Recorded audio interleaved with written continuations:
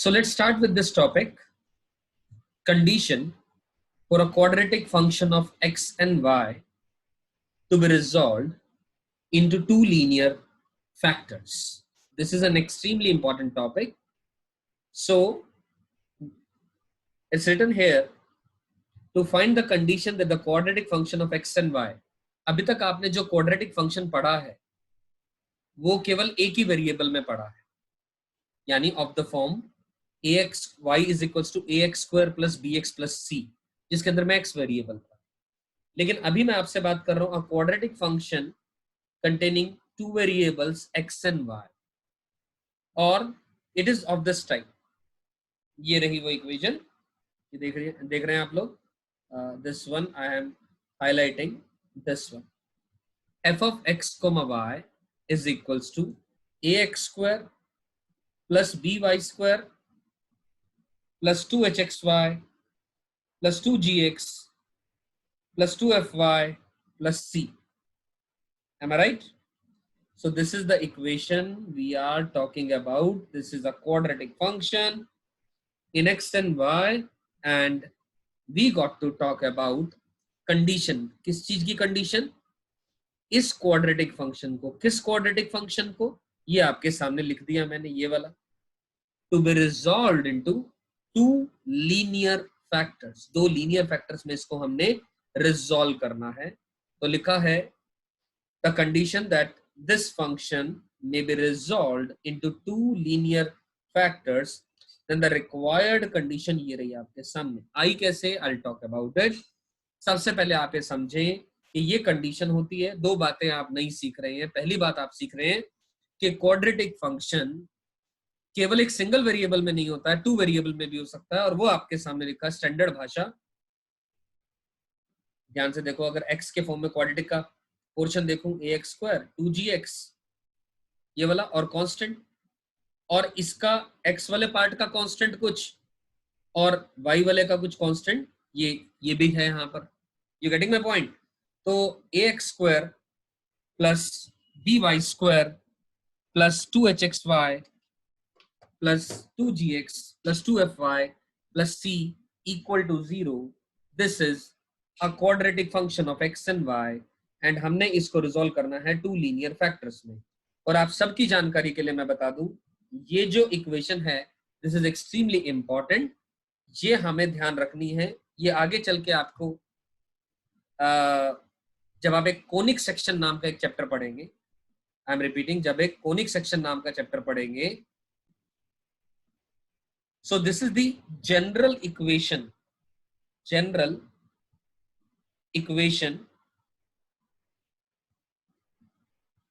of a 2-degree curve. This is the general equation of a 2-degree curve. ठीक है, conic section जब पढ़ेंगे तब आपको ये अच्छे से चीज समझ में आएगी ये बात. तो एनीवेज अभी के लिए मैं आपको इतनी बात बोलूंगा कि इस इक्वेशन को, इस एक्सप्रेशन को आप याद रख लें. ठीक, this is a quadratic function of x and y, और आप इसे याद रखें. अब सवाल उठता है, ये जो कंडीशन नीचे लिखी ये कैसे आई? अब मुझे इस क्वाड्रेटिक फंक्शन को दो लीनियर फैक्टर में तोड़ना है. दो लीनियर फैक्टर में तोड़ना है, तो एक मिनट के लिए एक काम करते हैं. देखिए ध्यान से, मैं इस इक्वेशन को दोबारा आपके सामने लिखता हूं. ax square plus by square plus 2hxy plus 2gx plus 2fy plus c equal to 0. Correct. अब क्या करा मैंने?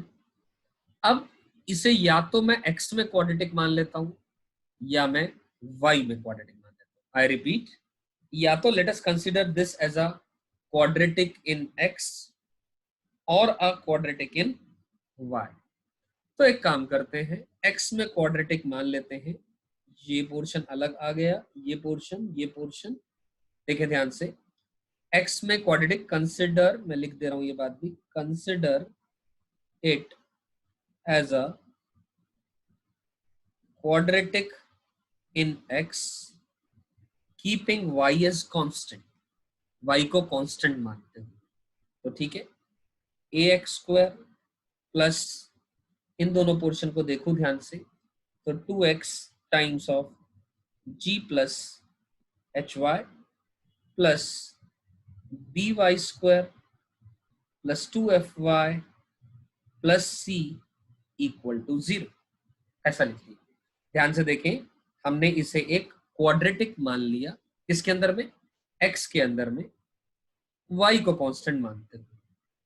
तो एक क्वाड्रेटिक के अगर हमने रूट्स निकालने होते हैं, रूट्स कैसे निकालते हैं, फैक्टराइज कैसे करते हैं, रूट्स कैसे निकालते हैं, वाया द श्रीधराचार्य मेथड। तो x की वैल्यू की बात करूंगा, माइनस बी कौन है, ये जो अंडरलाइन पोर्शन है, 2 times of g plus h y minus 2 times of g plus h y minus b plus minus under the root of b square यानी 4 times of g plus h y का whole square minus 4ac। तो 4 into a times of b Y square plus 2fy plus c whole divided by 2a। You getting my point? यहां तक बात समझ में आती है? ठीक है, आगे अब मैं क्या करूंगा, इसलिए अब ये 4 और ये 4 कॉमन लिया जा सकता है, बाहर अंडर रूट के 2 आ जाएगा, 2 ऊपर नीचे दोनों तरफ कट जाएगा। Is that clear? ठीक है, तो x की वैल्यू आ गई minus of g plus h y plus minus, मैंने अंदर के 4 को हटा दिया और ऊपर नीचे मान के चले 2 कैंसल आउट हो गया, तो ये बन जाएगा कितना, g square plus h square y square plus 2ghy minus a b Y square minus 2afy minus A c whole divided by a. Is it right? चलिए, बहुत ही बढ़िया। अब क्या करें आगे? अब मैं क्या करने वाला हूं, ध्यान से सुनो जरा। अब मैंने कहा क्वेश्चन में, this quadratic function in x and y has to be resolved into two linear factors। तो इसका मतलब क्लियर हुआ, दो लीनियर फैक्टर यानी something into x plus something into y plus something, right? This is what is required here. तो क्या करेंगे हम, तो कंफर्म है रेडिकल फ्री एक्सप्रेशन आ जानी चाहिए। रेडिकल फ्री का मतलब क्या होगा, रेडिकल फ्री जब मैं लिख रहा हूं, ये रेडिकल फ्री आनी चाहिए का मतलब क्या है कि ये जो अंदर में पोर्शन है, ध्यान से देखो, ये जो आ रहा है, this is a quadratic in y, ये y में क्वाड्रेटिक आ रही है, तो अंदर में एक परफेक्ट स्क्वायर होना चाहिए। अंदर में क्या होना चाहिए, परफेक्ट स्क्वायर होना चाहिए।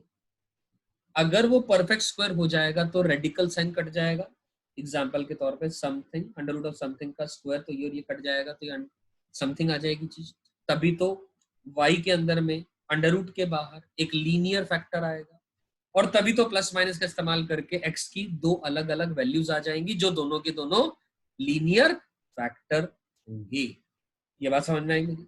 तो इसका मतलब जो रिक्वायर्ड कंडीशन है उसके लिए अंदर में जो क्वाड्रेटिक है, अंडर रूट के अंदर में क्या अवेलेबल है, वाई स्क्वायर वाली चीजों को मैं अलग कर लेता हूँ, y square times of h square minus a b, this we have used, and y के कोएफिशिएंट्स की बात करूं, plus 2y times of gh minus af plus g square minus ac। This quadratic, this portion present inside the radical sign must be a perfect square. This must be a perfect square। और कोई quadratic अगर एक perfect square है, इसका मतलब that is इसके जो roots होंगे, रूट्स मस्ट बी इक्वल। इसके रूट्स क्या होंगे, वो इक्वल होने चाहिए। इसके रूट्स क्या होने चाहिए, इक्वल होने चाहिए। आप अपने आप सोच करके देखें, किसी क्वाड्रेटिक के रूट्स इक्वल होने का मतलब होता है दैट इज जो डिस्क्रिमिनेंट है उस क्वाड्रेटिक का वो इक्वल टू 0 होगा। उस क्वाड्रेटिक का डिस्क्रिमिनेंट इक्वल टू 0 होगा, तभी तो रूट 0 आएंगे।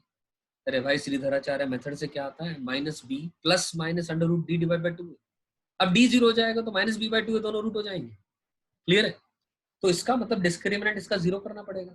अब जैसे ही आप इसका डिस्क्रिमिनेंट इक्वल टू 0 करेंगे, यानी equal to 0 implies B square, अब बी क्या आ जाएगा, 4 times of G H minus A F का whole square must be equal to 4ac, 4 times of G square minus A C multiplied by H square minus का A B.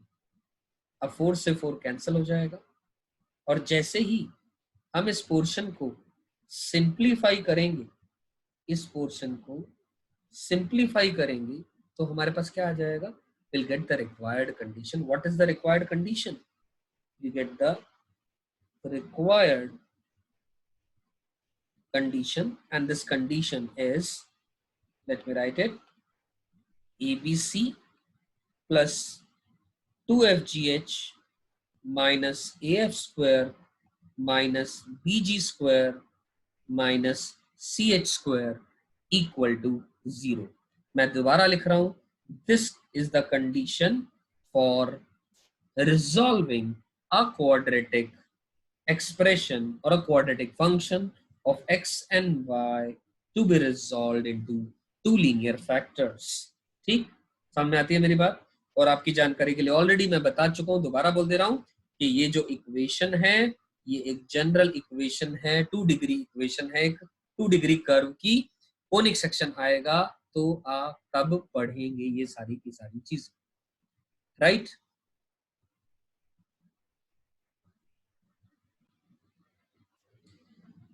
So now we learned that what is the proof for this condition। तो I would say कि आप इसे याद करें, remember it. ठीक है, ये तो अपने को याद हो जाएगी, सही। आगे चल के पढ़ेंगे, इसी कंडीशन को प्रूव करने के लिए हम एक और चीज का सहारा लेते हैं, एक और चीज यूज होती है, डिटर्मिनेंट्स। मैं अभी उसके बारे में बिल्कुल भी बात नहीं करूंगा, डिटर्मिनेंट चैप्टर भी एक आपके करिकुलम का ही पार्ट है, तो आपको तब ये बात करेंगे, आपको समझ में तब अच्छे से आ जाएगा।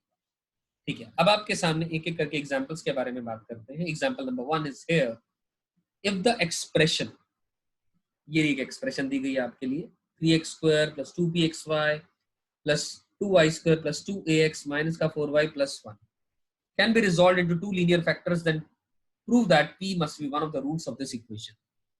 एक बहुत खास बात, क्या मैंने अभी अभी कहा थोड़ी देर पहले, ax square plus by square plus 2hxy plus 2gx plus 2fy plus c equal to 0, this also needs to be memorized। ठीक, इसको भी आपको याद करना है, this is a quadratic function in x and y। और इसके अंदर मैं आपकी जानकारी के लिए बता दूं, मैं इतना पोर्शन जिसकी डिग्री 2 है और इतना पोर्शन जिसकी डिग्री 1 है यहां तक, और ये वाला जो पोर्शन है इसकी डिग्री 0, ठीक है ना। डिग्री का मतलब हाईएस्ट पावर वेरिएबल की, तो यहाँ पर पावर 2 आ रही है, यहाँ भी 2 आ रही है, x की 1 आ रही है, y की 1 आ रही है, तो नटशेल में y की xy की 2 आ रही है, ठीक है ना। मतलब इस टर्म की मैं बात कर, ठीक है। सो मैं क्या बताना चाह रहा हूं आपसे, क्वेश्चन में लिखा है this expression can be resolve into two linear factors, तो हम क्या करेंगे, कंडीशन लगाएंगे। भाई कंडीशन लगाने से पहले हम क्या करेंगे, हम इस गिवन एक्सप्रेशन को इस जो हमने याद रखी है एक्सप्रेशन, इससे कंपेयर करके, जैसे कि एक्स स्क्वायर का कोएफिशिएंट ए हो गया तो ए की वैल्यू 3 आ गई, वाई स्क्वायर का कोएफिशिएंट 2 हो गया तो वाई बी की वैल्यू 2 आ गई। देखो ध्यान से, A X square B Y square plus 2hxy, तो 2hxy यानी 2h की वैल्यू 2p आ गई, यानी h की वैल्यू p आ गई। देखे ध्यान से, ये रही, प्लस 2gx, 2gx यानी ये 2g इज इक्वल टू 2 है तो g की वैल्यू ये आएगी, प्लस 2fy, तो 2f की वैल्यू -4 आ गई यानी f की वैल्यू -2 आ गई, ये रही, प्लस c यानी c की वैल्यू 1 आ गई। तो हमने जो कॉन्स्टेंट्स इन्वॉल्व हैं इस एक्सप्रेशन के अंदर में a b c f g h, वो सारे के सारे हमने निकाल लिए। निकालने के बाद हम क्या कहेंगे, the condition for this to be resolve into two linear factors is abc plus 2fgh minus af square minus bg square minus ch square equal to 0। हमने सारों की वैल्यू सब्स्टिट्यूट कर दी और सब्स्टिट्यूट करने के बाद हमारे पास ये एक रिलेशन आ गया, यानी ये एक क्वाड्रेटिक आ गई एक तरीके से, या एक रिलेशन आ गया, यही माने अभी के लिए। ठीक, अब क्वेश्चन ने कहा prove that p must be one of the roots of this equation. अब इस इक्वेशन के अंदर में इस इक्वेशन को और इस इक्वेशन को ध्यान से देखो, अगर p की जगह t या t की जगह p कर दूंगा तो भैया मैं यही तो कह रहा हूं कि अगर मैं ये बोलूं कि ये this is a quadratic in t है भी, देखे ध्यान से, something into t square plus something into t plus some constant equal to 0, ये एक टी में क्वाड्रेटिक है। उस टी की जगह अगर आप p पुट कर रहे हैं तो आपके पास ये एक रिलेशन आ जा रहा है, तो it implies that p is one of the root of this quadratic. Am I right? It implies clearly कि p इसका क्या है, एक रूट हो गया। आई एम श्योर ये बात आप सबको समझ में आ गई होगी। So moving on to the another question, देखिए क्वेश्चन लिखा है if the equation x square plus 16y square minus 3x plus 2 equal to 0 is satisfied by real values of x and y, then हमने x और y prove करना है या उसकी range निकालनी है, x कहां से कहां तक लाई करेगा और y कहां से कहां तक लाई करेगा। तो ठीक है दोस्तों, उसके लिए मैं एक सिंपल सी बात बोलूंगा, जैसे अभी अभी हमने कंडीशन को प्रूव करने के लिए x और y में जो क्वाड्रेटिक थी, हमने एक बार x में क्वाड्रेटिक या मैं y में क्वाड्रेटिक कंसिडरिंग x और y और x एज अ कांस्टेंट, उसी तरीके से हम यहां भी मान सकते हैं। लेट अस से ये एक x में क्वाड्रेटिक मान लिया, y को कांस्टेंट मान लिया, तो x स्क्वायर माइनस का 3x plus 16y square plus 2 मान लिया हमने इक्वल टू 0। सही है। अब क्वेश्चन ने कहा x belongs to real number होना चाहिए, भाई x में क्वाड्रेटिक है, x रियल नंबर होने के लिए डिस्क्रिमिनेंट क्या होना पड़ेगा, ग्रेटर देन इक्वल टू 0। अब इसको अगर मैं कंपेयर करूं ax square plus bx plus c से, तो a की वैल्यू तो 1 आ गई, b की वैल्यू माइनस का 3 आ गई और c की वैल्यू 2 प्लस 16y स्क्वायर आ गई। ये तो बात क्लियर है। तो इसका मतलब बी स्क्वायर माइनस का 4ac greater than equal to 0 कर दिया, ये आ गया सिंप्लीफाई होकर के, यानी ये आ गया, और यानी ये एक इनइक्वालिटी बन गई 8y plus 1 into 8y minus 1 less than और इक्वल टू 0, यानी y की वैल्यू -1/8 से लेकर के 1/8 के बीच में आएगी, दोनों तरफ क्लोज्ड इंटरवल आएगा। क्लियर है बात ये? चलिए शानदार। अब ये तो मैंने y की रेंज निकाल ली, अब x की रेंज निकालने के लिए मैं क्या करूंगा, बिल्कुल इसका उल्टा काम। क्या उल्टा काम? मतलब x में क्वाड्रेटिक मानी थी, अब मैं y में क्वाड्रेटिक मान लेता हूँ। अब 16y स्क्वायर प्लस ये कांस्टेंट ही बन गया, y का कोएफिशिएंट यहाँ नहीं है तो ना होने तो कोई फर्क नहीं पड़ता, y belongs to real number होना चाहिए। क्वेश्चन ने कहा तो d greater than equal to 0 करना पड़ेगा दोबारा, यानी b स्क्वायर, अब b तो यहाँ पर 0 है, y का कोएफिशिएंट 0 है तो इसलिए, तो माइनस का 4ac is greater than equal to 0, इसको सिंप्लीफाई किया, ये एक इनइक्वालिटी बनी, तो x की वैल्यू क्लोज 1 से लेकर के क्लोज 2 आ गई। I am sure this question is crystal clear to all of you.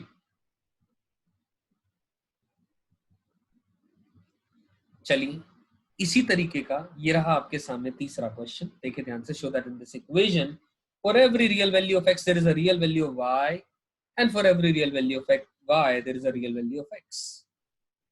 मतलब x की हर रियल वैल्यू के लिए रियल y है और y की हर रियल वैल्यू के लिए रियल x है। तो एक काम करते हैं, ये भी एक quadratic function in x and y दे रखा है, तो हम एक बार या तो x में क्वाड्रेटिक मान ले या y में क्वाड्रेटिक मान ले। तो consider it as a quadratic in x, considering it as a quadratic in x keeping y as constant। ठीक, तो क्या करेंगे, देखिए ध्यान से, ये बनेगा कितना, x स्क्वायर और x वाली टर्म ये दोनों अवेलेबल हैं, तो माइनस का x times of 2 plus 3y plus 2y² minus 35 equal to 0।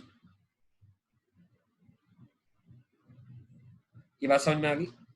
x² ये रहा, ये दोनों भी यूज कर ली, और 2y² माइनस का 35 और माइनस का 3y भी आएगा। Let me rewrite it, just a minute. Minus 3y minus 35 equal to 0। ये x में क्वाड्रेटिक मान लिया हमने। अब क्वेश्चन ने कहा for every real value of x, तो मैं ऐसा लिख सकता हूं as x belongs to real number, तो जो डिस्क्रिमिनेंट है वो ग्रेटर देन इक्वल टू 0 होगा। तो d greater than equal to 0 तो मतलब b² यानी 2 प्लस 3y का whole square minus 4 times of 2y² minus 3y minus 35 is greater than और इक्वल टू 0। चलो ठीक है, यहां तक बात समझ में आती है। इसका मतलब 4 प्लस 9y² प्लस 2ac यानी 12y minus 8y² plus 12y and plus 140 is greater than equal to 0। ये बन गया। अब ध्यान से देखिए, इसको सिंप्लीफाई करेंगे तो ये y² plus 24y plus 144 is greater than equal to 0। अब ध्यान से देखो, ये क्या लिखा है, y प्लस 12 का whole square greater than equal to 0 लिखा है। लिखा है ये y प्लस 12 का whole square is greater than equal to 0, which is true for y belongs to real number. y की किसी भी वैल्यू के लिए पॉजिटिव नेगेटिव जीरो कुछ भी इनपुट करूं, हर एक के लिए वैल्यू सही आ रही है। तो जैसा काम, अब क्वेश्चन ने क्या कहा था हमने को, क्वेश्चन ने कहा था for every real value of x there is a real value of y। तो हमने x में क्वाड्रेटिक मान करके ये काम कर दिया। अब इसी तरीके से आप y में क्वाड्रेटिक मान करके ऐसा ही प्रूव कर देंगे तो आपके पास ये बात बन जाएगी। आई एम श्योर ये बात सभी को क्लियर हो गई, right? So moving on to the another question. This is now a beautiful question. Question number 4, prove that the expression can be resolved into two linear factors। अब फिर से वही कि एक quadratic function in x and y, तो हमने compare करा ax² a की वैल्यू 2 आ गई, by² b की वैल्यू 1, 2hxy यानी h की वैल्यू 3/2, 2gx यानी g की वैल्यू 3/2, 2fy यानी f की वैल्यू 1, और इसी तरह c यानी कांस्टेंट की वैल्यू 1। ठीक। अब क्वेश्चन ने कहा prove that this expression can be factorised into two linear factors. हमें मालूम है, हमें ये बात मालूम है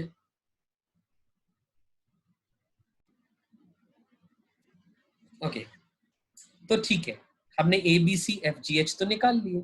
अब हमें पता है ये 0 होगा अगर, तो ये लीनियर फैक्टर्स में ब्रेक हो जाएगी एक्सप्रेशन। कौन 0 होगा? This one I am talking about, this condition. ठीक है, तो हमने चेक करा और ये 0 आ गया, मतलब ये कंफर्म है, yes it can be factorised into two linear factors. ये बात प्रूव है। अब यहां तक तो हमने अभी तक पढ़ा था। अब सवाल उठता है फाइंड देम। किसको निकालना है? फैक्टर्स को निकालना है, लीनियर फैक्टर्स को निकालना है। अब उसके लिए क्या करें? उसके लिए क्या करें? उसका जवाब है, आइए काम करते हैं। तो चलो, अब उसके लिए क्या मेथड है, ठीक है ना, आराम से सुनिएगा मेरी बात। How to resolve a expression into two linear factor. सबसे पहला काम आप चेक करेंगे क्या ये कंडीशन होल्ड ट्रू कर रही है।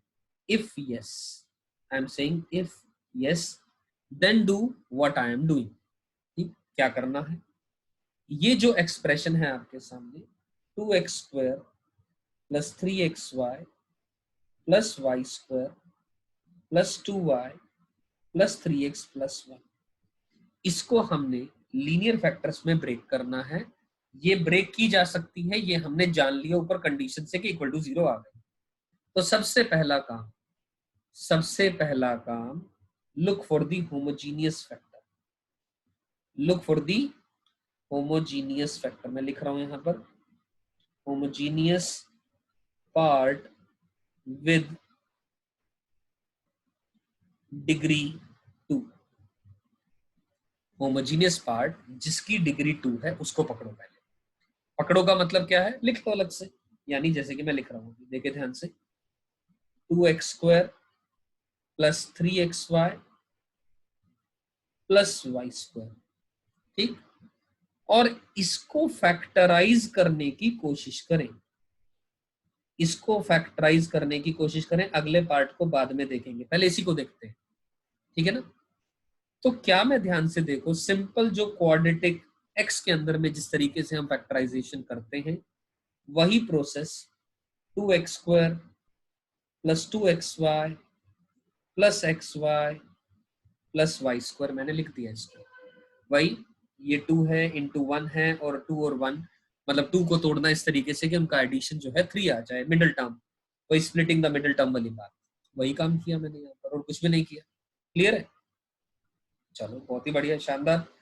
अब ध्यान से देखें दोस्तों, अब हुआ क्या, इससे इससे मिला कि ये जो पार्ट आ गया, इन दोनों को देखो और इन दोनों को देखो, तो 2x times of x plus y plus y times of x plus y ऐसा लिखा, यानी ये बन गया 2x plus y multiplied by x plus y. क्या ये मेरी बात समझ में आई? ये फैक्टराइज हो गए ये दोनों फैक्टर्स। अच्छा, एक तरीका तो ये रहा फैक्टराइज करने का, दूसरा तरीका अगर आप ऐसा नहीं सोच पा रहे हैं, और किस मेथड में आप किस तरीके से आप जा सकते हैं, let me right that method for you guys. कैसे, ध्यान से देखें, मेरी बात सुने, ये तो समझ में आ गई बात यहां तक। इतने ही पोर्शन को ऐसा कर सकते हैं, डिवाइड बाय x² और y², पूरी इक्वेशन को, मतलब अगर ये जो पार्ट था 2x² plus 3xy plus y² में या तो x² या y² आप कॉमन ले लें, जैसे कि मैंने से y² मैंने इसमें कॉमन ले लिया।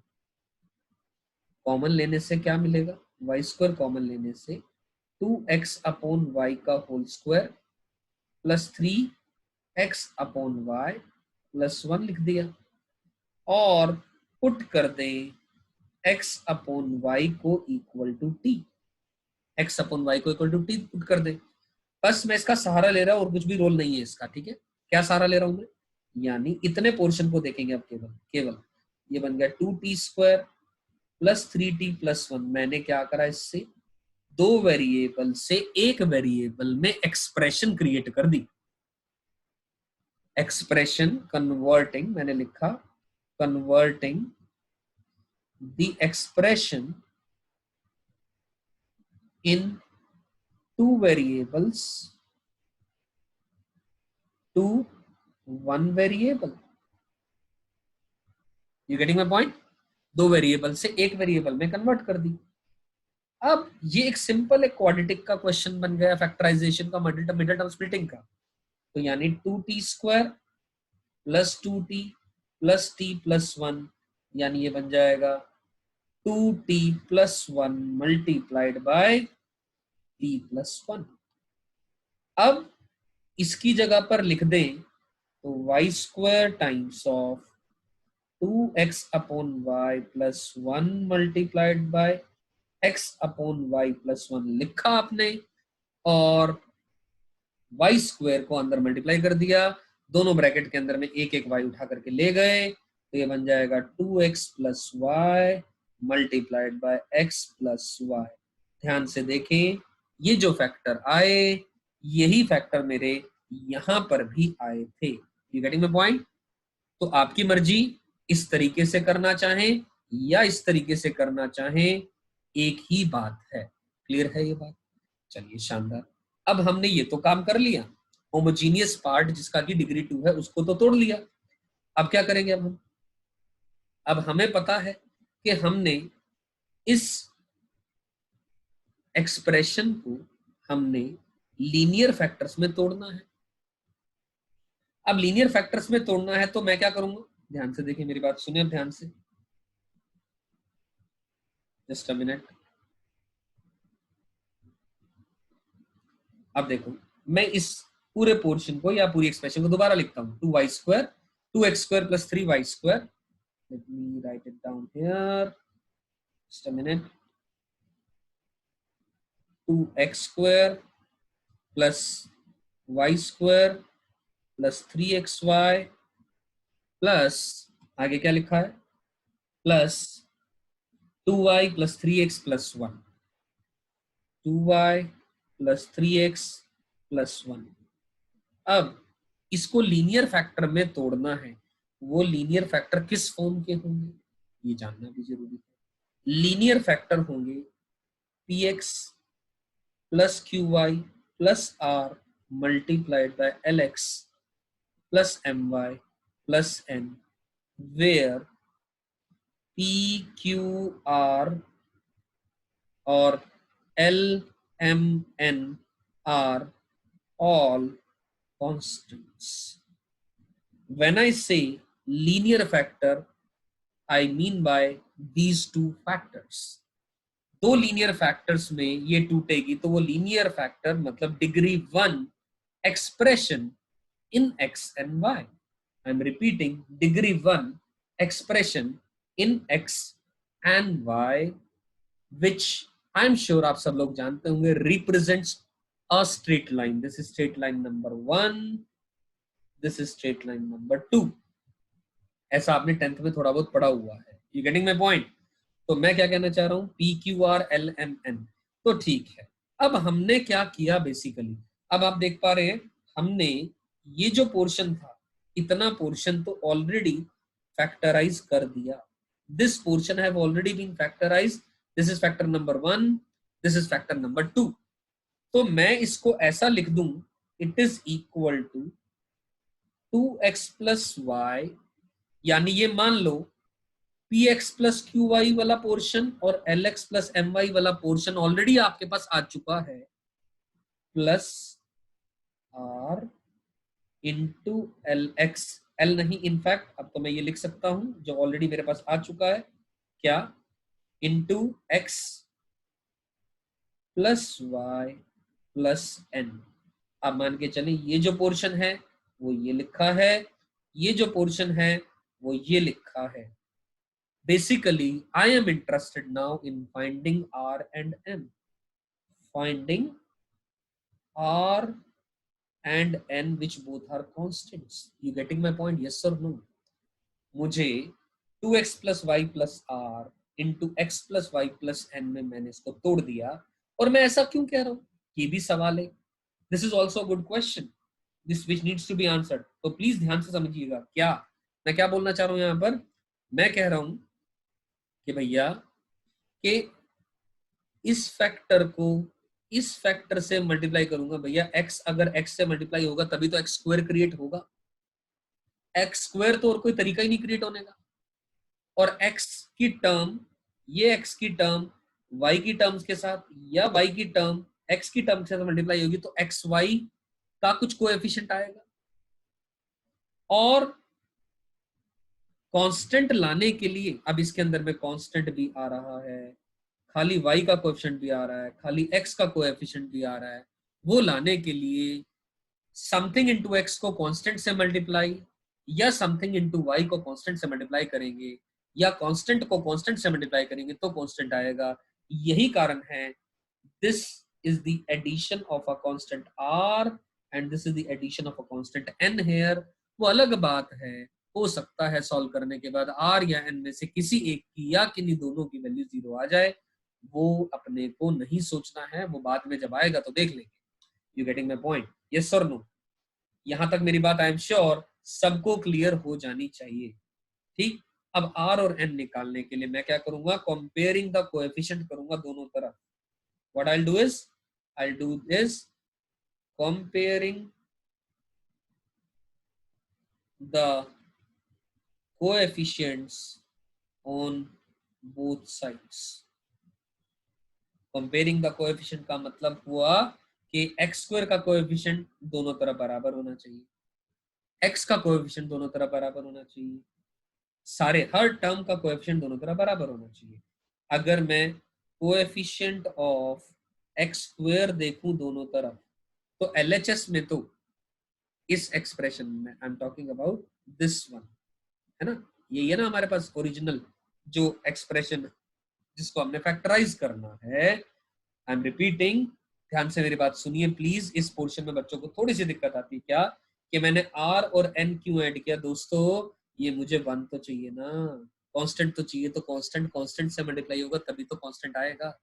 तो ठीक है, आर और एन ऐड कर दिया, जो भी आएगा आ जाएगा, देखेंगे क्या आएगा, वो करके मैं बता रहा हूँ आपसे कैसे आएगा। एक्स स्क्वायर का कोएफिशिएंट इधर देखा हमने 2 आया, और उधर देखा अगर हमने एक्स स्क्वायर का कोएफिशिएंट, ध्यान से देखें इस वाले पोर्शन में, अरे भाई एक्स को एक्स से मल्टीप्लाई करेंगे तो 2 तो 2 के इक्वल आएगा, तो मुझे ये चीज तो लिखने की भी जरूरत नहीं थी, just to show you I wrote it again.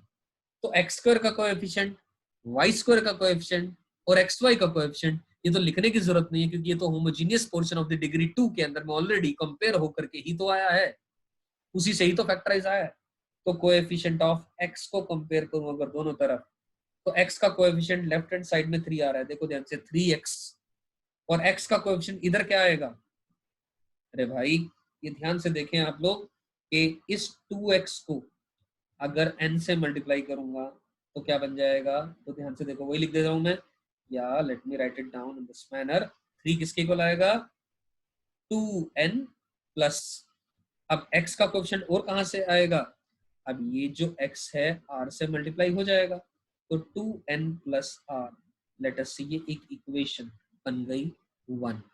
एक और रिलेशन मुझे n और r में चाहिए तो बन जाएगी बात, तो कोएफिशिएंट ऑफ y कंपेयर कर लो, y का कोएफिशिएंट कैसे आएगा, इधर क्या आ रहा है 2, which will be equal to y का कोएफिशिएंट इधर क्या आएगा, अब अपने आप सोच करके देखें, y into n plus plus क्या आएगा, अब इसी तरीके से y इंटू आर भी आ जाएगा। तो ध्यान से देखें दोस्तों, ये दोनों रिलेशन आ गए, y का कोएफिशिएंट और x का कोएफिशिएंट कंपेयर करने से मुझे तो दो ही रिलेशन चाहिए थे, दो अननोन है n और r, तो यहां से आपके पास क्या आ जाएगा, अब n प्लस r यहाँ पर आप 2 पुट कर दें तो n की वैल्यू 1 आ गई और r की भी वैल्यू 1 आ चुकी है आपके पास, n और r की वैल्यू इनको सॉल्व करने से 1 आ चुकी है।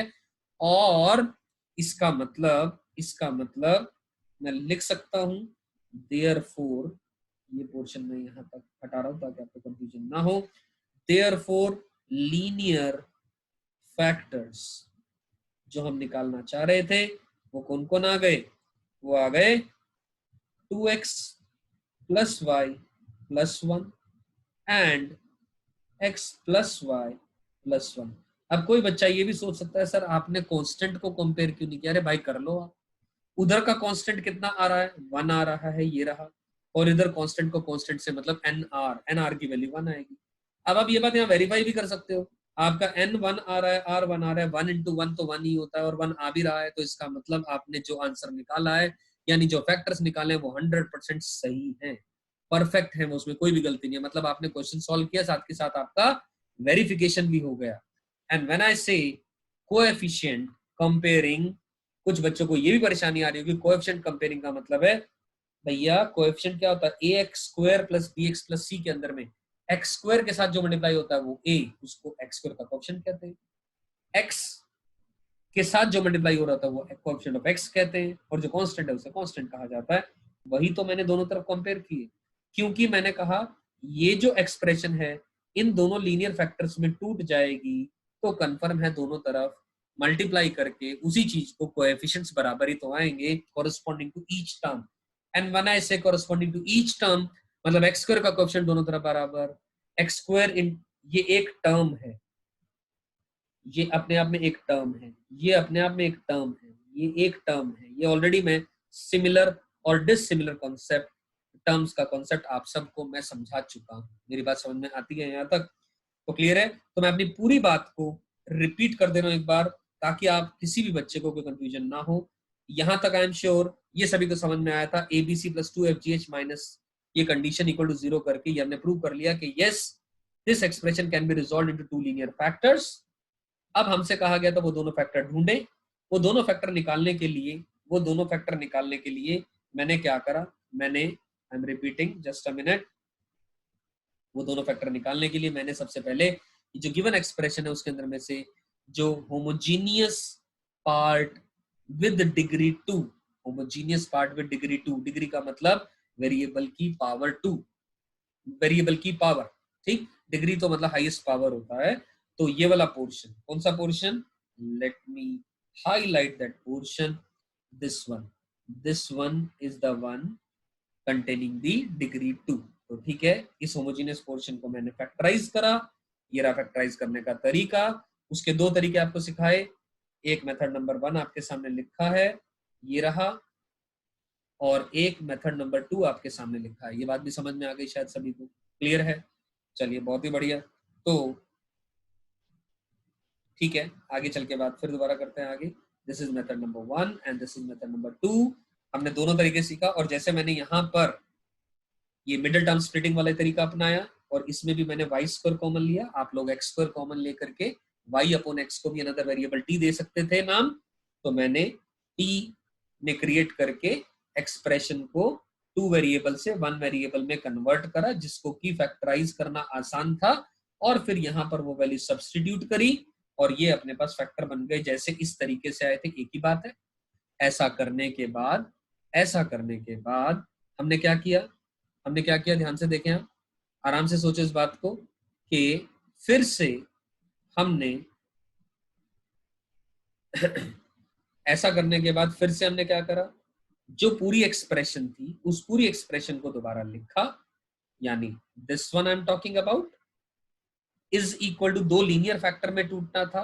एक linear factor p x plus Q y plus r लिखा, और दूसरा l x plus M y plus n लिखा। इसी तरीके के 2 लीनियर फैक्टर्स होंगे यहाँ पर, ये हमने सभी ने समझी बात। तो फिर हमने क्या करा, ध्यान से देखें आप लोग दोस्तों, कि इस पार्ट को 2 फैक्टर में तोड़ना था, लीनियर फैक्टर में। लीनियर फैक्टर का मतलब है पहला factor p x plus Q y plus r, और दूसरा l x plus M y plus n, इस फॉर्म के होने चाहिए। पी क्यू आर एलिमेंट जहां पर कांस्टेंट है, और आप जानते हैं any degree 1 expression in x and y represents a straight line. तो बेसिकली 2 स्ट्रेट लाइन सही है, मोटी बात ये मान लो आप, 2 स्ट्रेट लाइन सही, ठीक। उसको करने के लिए हमने क्या करा, जो ऊपर ऑलरेडी होमोजीनियस पोर्शन ढूंढा हुआ था वो लिखा, उसको फैक्टराइज पोर्शन जो लिखा था वो ढूंढा, अलग से लिखा। एक को मान लो वो P x plus Q Y वाला पार्ट है, और एक मान लो L x plus M Y वाला पार्ट है, प्लस आर प्लस एन दोनों में लिख दिया, ताकि कांस्टेंट्स या फिर जो बचा कुचा portion other than the homogeneous portion of the degree 2 के भी फैक्टर्स यहां पर आ जाएं। और कंपेयरिंग द कोएफिशिएंट करके हमने n की और r की वैल्यूज निकाल ली, और आपके सामने ये आंसर आ गया। और आंसर को हम फाइनली वेरीफाई भी कर सकते हैं, क्योंकि कोएफिशिएंट ऑफ x कंपेयर करा, कोएफिशिएंट ऑफ y कंपेयर करा, और फिर कांस्टेंट्स को भी आप कंपेयर कर सकते हैं, आपके पास वहां से आंसर आ जाएगा। तो आई एम श्योर ये सभी को क्वेश्चन समझ में आ गया, and this one question will make you understand every question of the same type and you'll be able to do। जब भी दिक्कत आए आप इस पोर्शन को, जो मैंने आपको अभी बात बताई, इस रिकॉर्डिंग को आप बार बार सुन लें, आपकी परेशानी 100% दूर हो जाएगी। You getting my point? तो ठीक है, एक और क्वेश्चन आपके सामने लिखा है, तो मैं चाहता हूं ये क्वेश्चन आप सब लोग खुद से ट्राई करें, समझें। मैंने सॉल्यूशन भी ऑलरेडी यहां पर दिया है, कोशिश करें, और ठीक है